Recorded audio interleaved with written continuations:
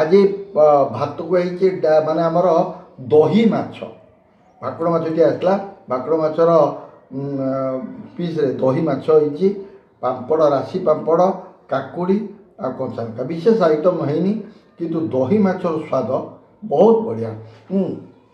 ଆପଣ ମାଛ ଭଜାଟି ଗରମ ଗରମ ଖାଇବେ ବି ବଢ଼ିଆ ଲାଗିବ, ମାଛ ତରକାରୀ କଲେ ବି ଭଲ ଲାଗିବ, ଦହି ମାଛର ସ୍ୱାଦ ଆହୁରି ବଢ଼ିଆ, ସେଇଟା ପୁଣି ବଡ଼ ମାଛ ହେଇଥିବା ଦରକାର।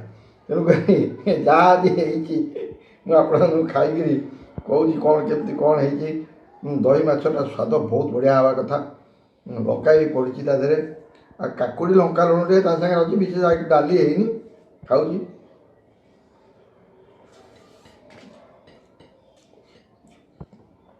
ଓ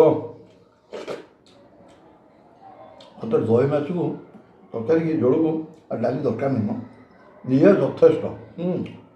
ଗୋଳେଇ ଦେବେ, ଖାଇଦେବେ।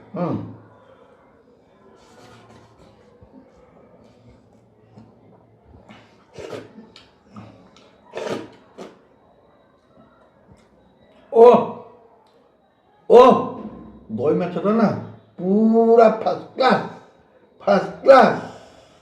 ଆପଣମାନେ ଘରେ କରି ଖାଇବେ, ମୋତେ କହିବେ।